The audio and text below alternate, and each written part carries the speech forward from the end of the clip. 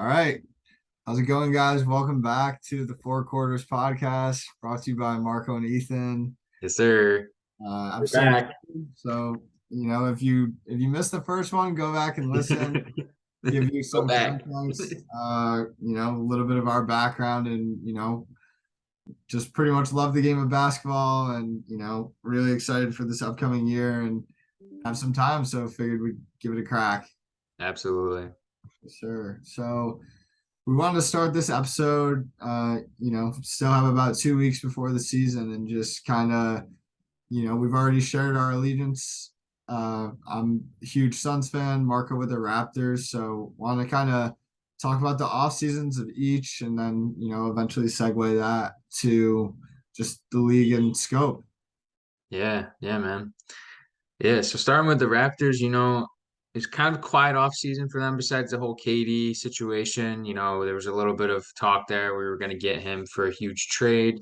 But we did add Otto Porter to our bench, which I think is huge. I'll touch on this a little bit when I talk about the team, but we were kind of lacking in the front court as far as spacing goes.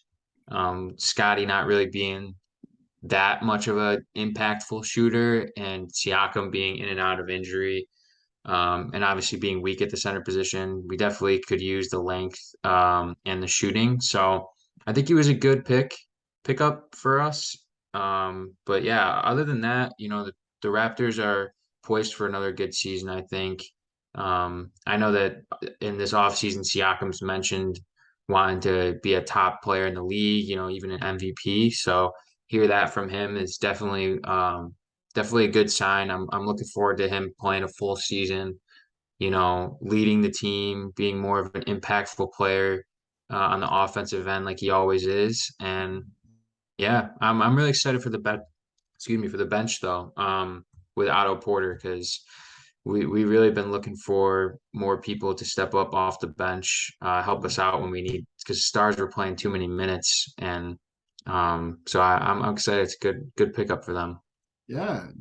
Just I agree. I think guys, everyone wants like the glitzy KD or star power move in the off season, but like getting these guys, like everyone has a role to play, and like Otto Porter Yeah, played limited but valuable minutes for the Warriors. Like, and again, it's hard to say like exactly how good he'll be like in this role, just because like the amount of like attention that like Steph pretty much garners is like gives other people like great looks and like right. um it makes sense, but hopefully, I mean, Otto Porter, he was like the third pick whenever his draft class was, so obviously, a lot of outright talent. So like Yeah, hopefully, I don't expect him to be a star, but I mean, he'll probably be coming off the bench and playing good minutes, like great rotation guy, and like improving that is arguably like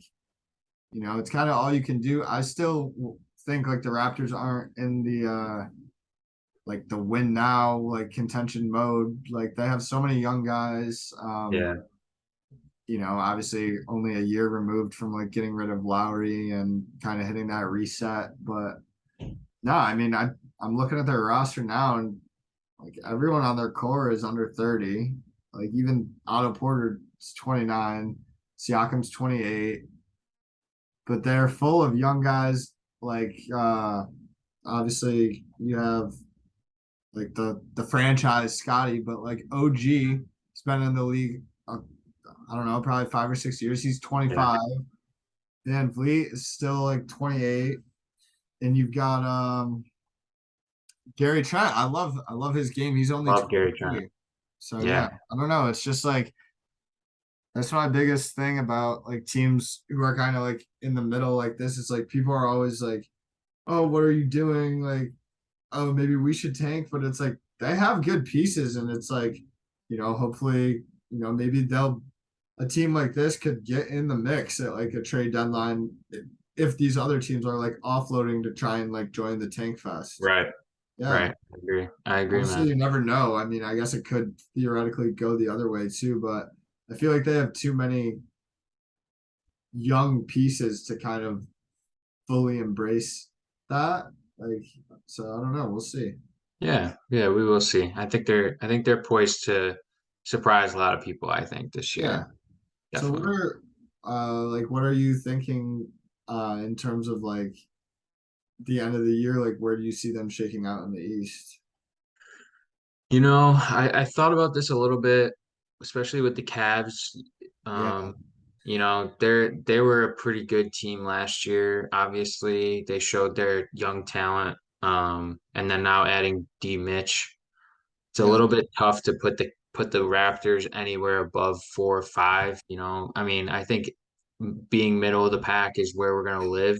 Um, tough playoff matchup last season with the Sixers. They were just so poised for the Yeah. playoffs. They had good players, and honestly, they're looking to do that again this year. Make a good playoff run. And the season Embiid had, it was just tough matchup. And so I think For with it anyone. For for anyone, anyone. yeah. Yeah. So with this season, I think like you said, the Raptors got a lot of young talent, and I think their core guys of Fred VanVleet, Siakam, Anobi. I mean, even Gary Trent, he kind of fit right in once Yeah. he got there. 100%. I think that's a huge thing with the Raptors is the way Nick Nurse coaches is it's very team oriented, very much scaling up the defense and playing off that. So I think that they all fit that as far as all the players go, and then adding into the core part of them still remaining strong. I do see them being a 4 or 5 seed. I think they will surprise people. I don't think they're going to be a play-in team. Like I don't think All they right. will be. I I think they're love going to it. win some Yeah. games, man. I think they See are. I it. think they're going to hover around the 40 win mark, but and probably be a 5 seed, 4 or 5, like I said. But Yeah. I I'm think it's excited. definitely I mean, I'm just top to bottom, like the East is so many teams I could see like being in that mix. So I think it's just like I don't know. I will say that the Raptors, I feel like, have less questions like surrounding their team where it's like we know exactly what we have. And like Right. there's a lot of like continuity within that group. Kind of just like plug and play with like the auto signing and like, guys like that. I didn't realize I think Thad Young was that at the end of last year he was brought on? Yeah, Yeah. okay. Yeah. So that must have been Which like the buyout from the Spurs, but no, I mean, there's a lot of talent and like some younger vets who are still contributing, but like have a lot to offer. So we'll see how it goes. I'm just like so many teams. I think that, we spoke about this off camera, but like the top, I would definitely think of as like the Bucks, Celtics, Nets, Sixers. And yeah. then like I think those are like a clear four.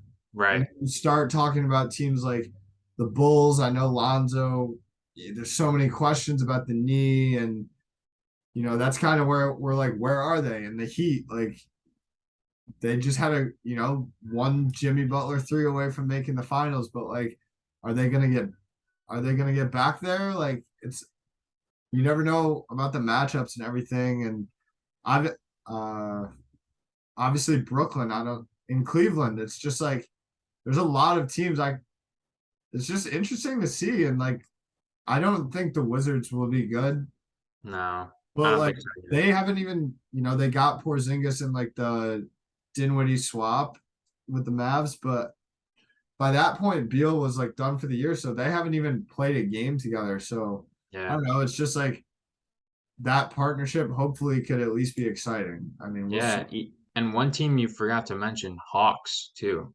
Yeah, You know, definitely. it's going to be interesting to see how DeJounte, DeJounte, that yeah. DeJounte Trey Young fit, I'm still not sold on, but I'm not hopefully either. I'm we'll not be good. either. Yeah. I think that they're both good playmakers.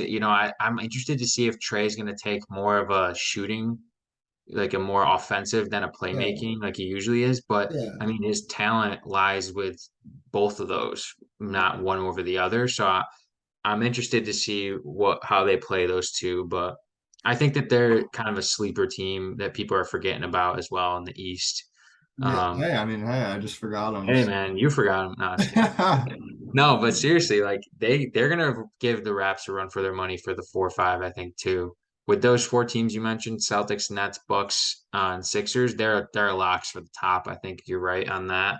Yeah. Um, and even the Hornets too. Like I could see them playing well if they get some players back from the off the Yeah. court problems they're having, which is unfortunate to see because they were a really exciting team to watch. Yeah. Especially with LaMelo being such a great talent and a very electric player on the court. I think that the Hawks are going to be a slept on team Yeah. season. Yeah. I think when you're talking about what's the dynamic between Trey and DeJounte, I'm like, I think Trey has to be off the ball a little bit more. Like, Yeah, I yeah, mean, it's amazing. People forget they made the conference finals yeah, that year, which was, kind of like the whole reason Philly imploded and the whole Ben Simmons saga. But it's just, I don't think it's sustainable for him to be a Harden-esque player like the Harden in Houston, where it's like he's scoring 40 every night, like his usage rate is off the charts. Like, so I think it made sense for them to get DeJounte, but I think he needs to be on the ball more because he can't. I'm looking at he's a career 33% from range. Like he's not a great spot up threat versus Trey. If you could get him on some off ball actions, I mean he's as good of a shooter as we've seen, like pretty yeah, much. So I yeah, mean we'll see how he transitions to kind of being off the ball a little more. And again, I think the one thing that kind of like you're saying people are forgetting is like DeJounte as a rookie, or maybe it was his second year because I think he was like in and out of the G League or whatever. He was all defense like in his first season, yeah. like his first full season. And it's like he's locking up. Obviously, that's like the weak point of Trey's game. So Yep. Yep. bringing some like accountability over there, I think should pay dividends for the team. They have other good pieces. I mean, John Collins seems to be a guy who's always in the mix with the rumors, but he's got game. He's a dog. He guards. He can get you 15. Huge PNR too. Like Yeah, him and and Capella. I mean, they just Capella have too. great pick and roll finishing threats. And Yep. I know they have that kid. What is it? DeAndre Hunter, I think his name is. Yeah. Yeah. He's a good young player. Just kind of seeing how all these pieces fill in. I think obviously bad news with like Gallinari tearing his ACL, but he was on his way out for the Hawks anyway. So I Yeah. think he will be missed though. Like he's got serious game and people don't like respect. Still. Like Yeah. no, he was Still. great. He's a consistent player. That's like not everyone is. No, definitely not. Yeah, the East is going to be pretty, besides those four teams, it's kind of a toss up for the last four for the last spots. So Yeah, it'll be quite interesting. it'll be Let's shift interesting. over to the West side. What we thinking about the Suns this year, man? How you feeling about Yeah, the off season first, and then about the season ahead? yeah. Let's. I guess obviously would have been great to see KD in that jersey.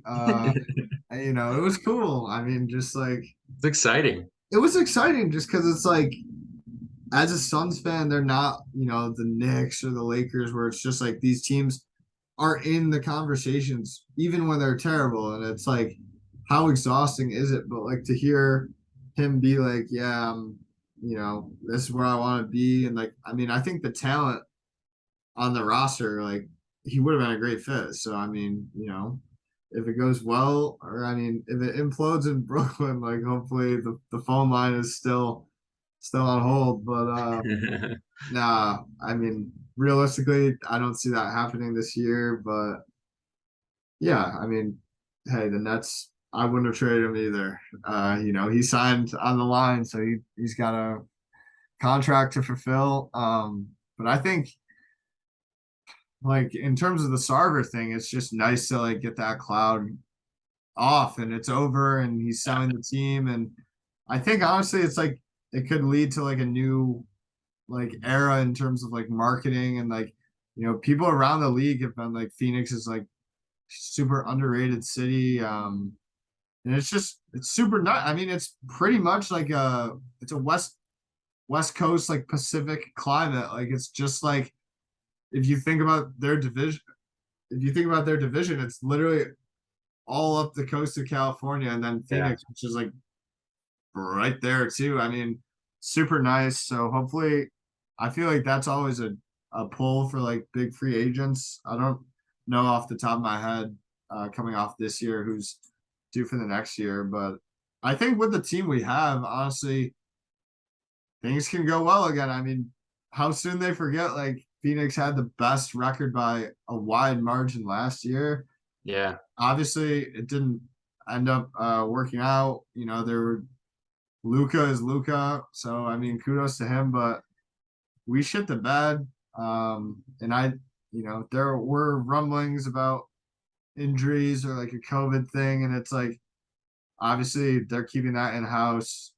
It's fine. I mean, it doesn't matter at the end of the day. They lost, but like Right. I still think they have a good enough team to run it back, and wouldn't be surprised in them making like some small moves around the deadlines or whatever. I mean, the Aiton thing was definitely, I'd say, like a little bit alarming post media day, but I'm trying to see the bright side of things, and him being such like a charismatic guy throughout the league in his previous seasons has kind of gotten him like a bad rep about like I wouldn't say like the Dwight level of like he doesn't care about winning, but he's like, yeah, like, oh, he's happy regardless. Like he doesn't have that dog in him. So maybe he's just trying to, you know, come into things with a new brand, new mantra, and I can respect that. So I mean, all we can do is wait and see how the season starts. But I know in that they just randomly got embarrassed by like an NBL team, like in the preseason, 36ers. which is like, I don't know, you can't pay too much to that, but Not really, I no. feel like I saw he was the one. I think he was like 11 and 14 or something like that, and it's like I don't know, maybe that can be some sort of moment where it's like, okay, like I know the starters only played like 20 minutes or something, but it's like Yeah, he got very all the limited. touches and we lost. Is like, is that what you want? Because like we have way too much talent on this team to like allow you to get caught in that mindset. Yeah, yeah.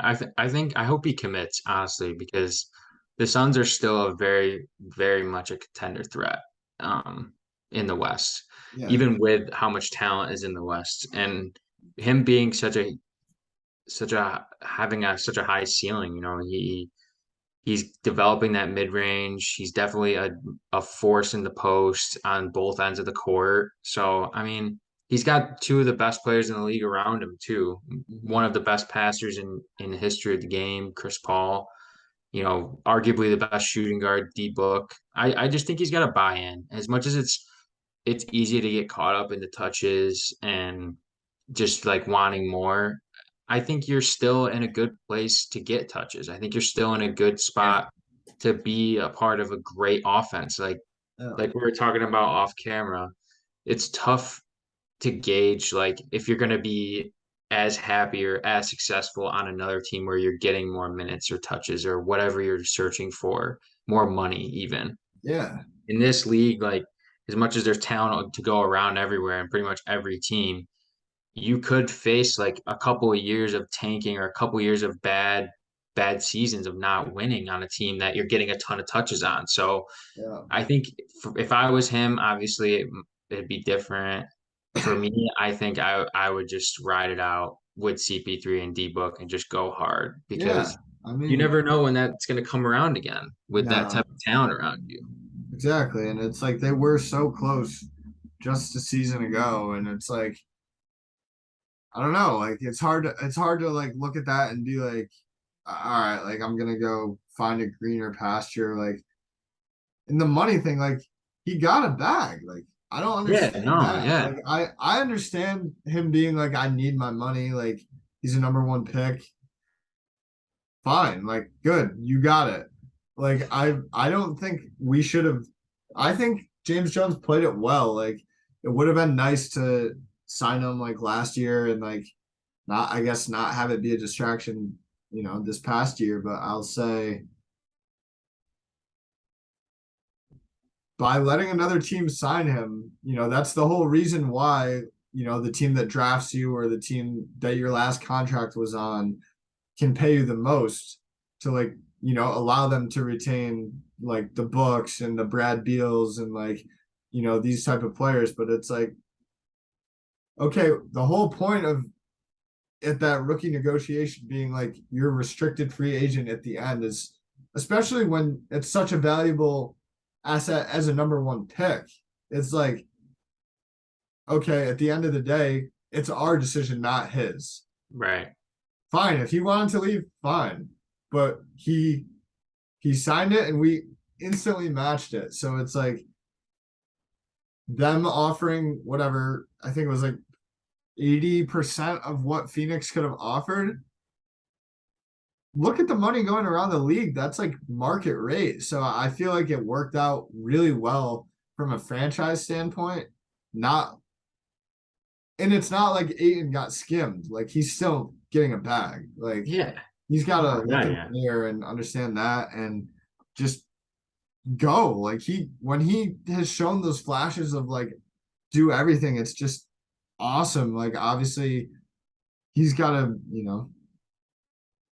he's got to just realize, the talent around him. And like, I think he was on the team for 2 or 3 years when they were actually, maybe it was only his rookie year where they were quite bad. And then the second year was when they started to get better, but he was like suspended for like failing a drug test or something like that. And it's like, that's on you. Like you could Yeah. have shown to be like a piece of a good team.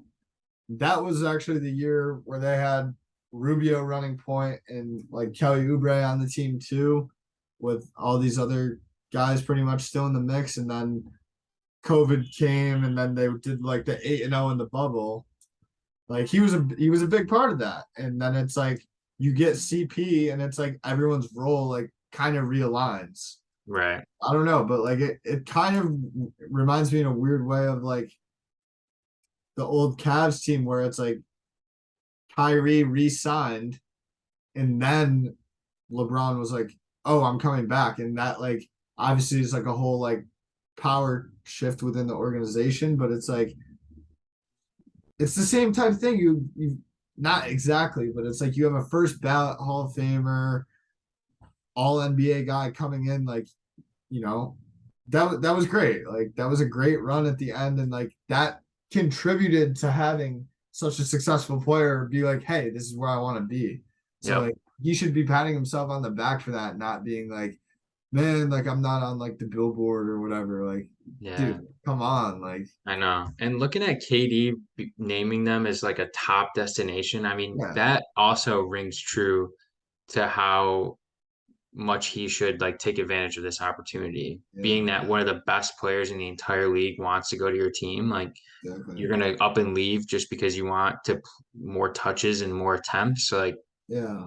I don't know. I feel It's like like that so, could work that out with the yeah, team you got, with how much talent you have and the camaraderie you've built over the years, going to the finals and all the drama and shit you went through with yeah, them. I just dude, think yeah. that he's got to ride it. Like, funny, it's like comes full circle, and I'm sure it's like happens on all probably damn near every team, but like it just resonates with me like so much more because I actually was just reading this book about like the 7 seconds or less Suns Yeah, and like how like Sean Marion was kind of like the same way where he's like, oh, like I'm not getting any like limelight because like obviously Steve being the MVP and like Amare being such a freak of nature is like, people weren't, you know, yeah, giving Marion like all the limelight. It's just like when shit goes wrong, oh, you get called out instead of like Steve or instead of Amare. But it's like I like will go to the grave thinking if they didn't trade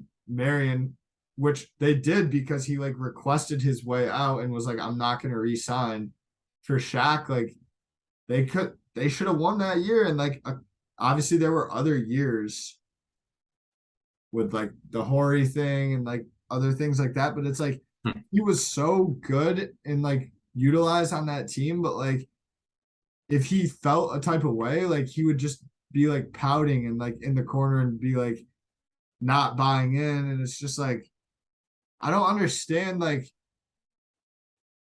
tremendous player, he had a great career.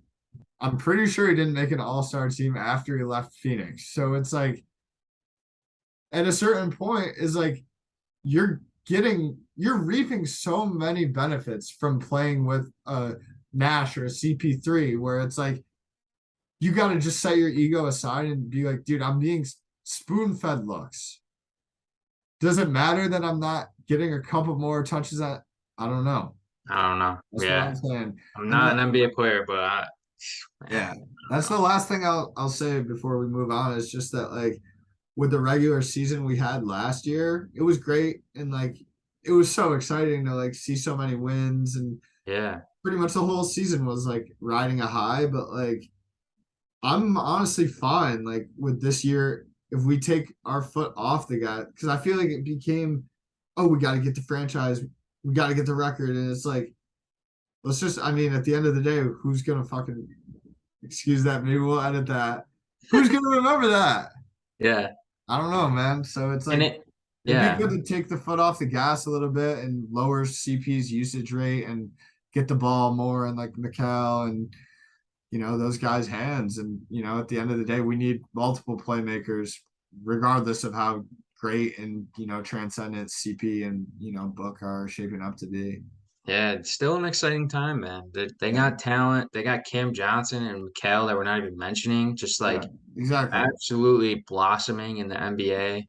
Mikal being an elite defender, if not one of the best in the league. I mean, he was Yeah, close to winning Defensive Player of the yeah, Year. And exactly. Cam Johnson, I hear them talking about playing him at power forward. I don't know how that would work, but honestly, him being a knockdown shooter, he plays hard. You could just tell he's working hard out there, Yeah, running down the court every time, playing defense hard. I mean, you got to buy into all that, especially with all the other players that are there as well on yeah. top of them. It's a game the right way for sure, and Yeah, dude. shooting is so invaluable. But yeah, I think moving on to the rest of the NBA, what are your some teams that like jumped out at you that's like, whatever it may be in terms of off-season moves or just, coming, injury perspective in Yeah. this new year that you're kind of keeping tabs on. Yeah. One team I'm interested in seeing how it works out with them, the Clippers.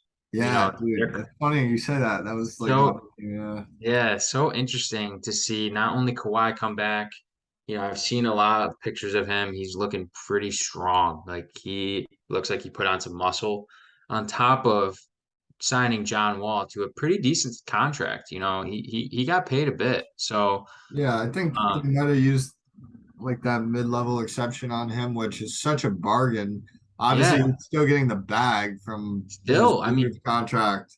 it's not bad for No, him dude, I mean, not really showing not much like promise, honestly, like in his past years. I mean, at Washington, definitely, but ever since then, and like, his yeah, struggle with, mental health and stuff, it's nice to see him back out there and yeah, in a starting position. I'm interested to see how they span out. They still got Zubats. They obviously have Paul George as well, who's still a force to be reckoned with on the offensive end and defensive for that matter. And Ty Lue's a great coach. He's a very underrated coach as well. yeah. I still think Eric Spoelstra is the best coach right now in the NBA, Wow. but I think Ty Lue's up there, Yeah. and I could see them making a playoff run, if not a finals run. I was They've talking to you got, earlier dude, about they've them got possibly so going to many. the finals this year because of everybody counting them out.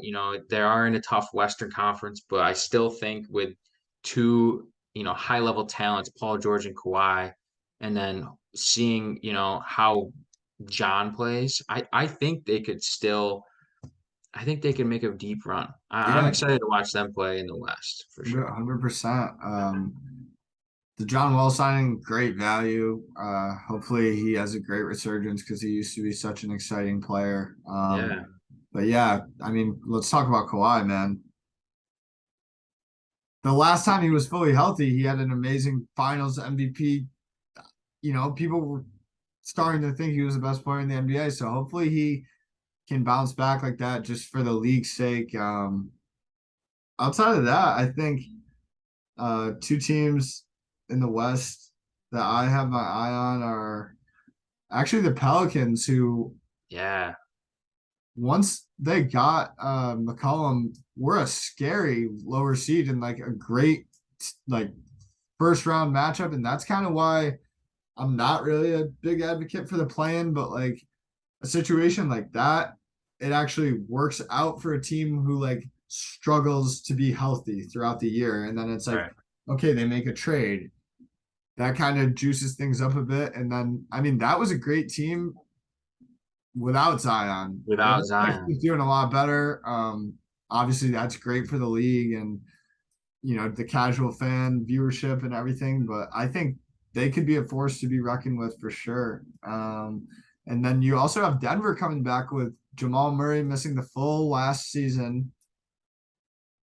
Michael Porter, who I guess we'll see if he's back because it's always he's back and then he tweaks it again. But when he's on the court, he's a great player. I mean, that is a good three-headed monster in and of itself. So I agree. I agree. it's honestly, I feel like for the first time in a while, like the West is more like they're very top heavy, but looking down the league is like there's I don't expect to see the Spurs contending. OKC, I could see the Kings honestly blowing it up and trying to get Victor. Probably. Houston is far from contending. Too young. Way too young. Yeah, like honestly, I don't know. Utah, we obviously they're not. They They're gave up out too. contending for this season, so we'll Yeah. see. That's like 6 out of 15 right there. So one of those teams is going to sneak in.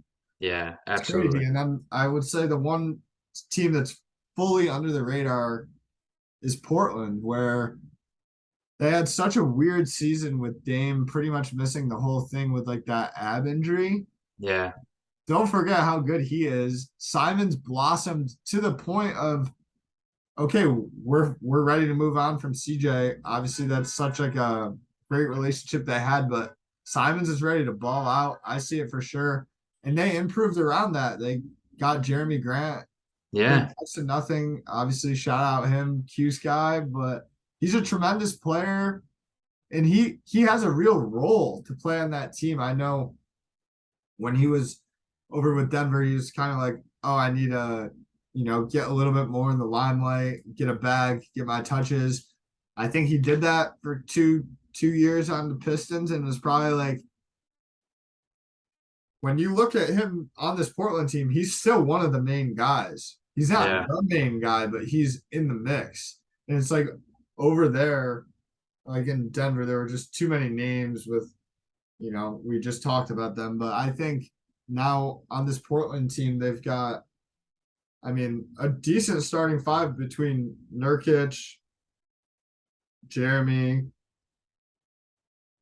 Dame, Simons, and then the one Um, I'm hoping that kid Shaden Sharp, who like sat out the year at Kentucky, can be a great young piece for them.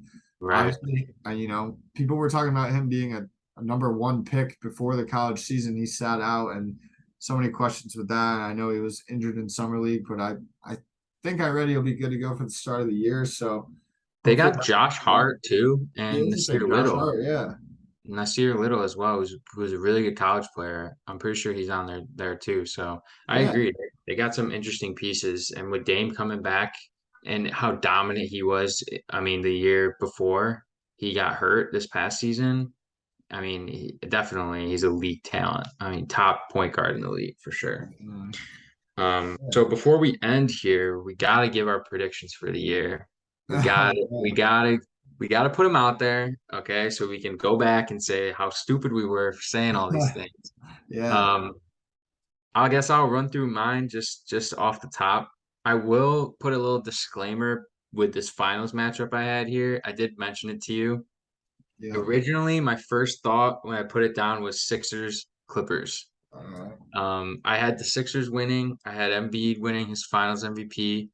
But I backtracked on that a little bit due to some uncertainty with the Clippers, and then not sure how strong of a year that with the Sixers are going to have in the East. There's just a lot of competition. So I changed that, went totally off that, and my finals matchup now is Bucks Warriors.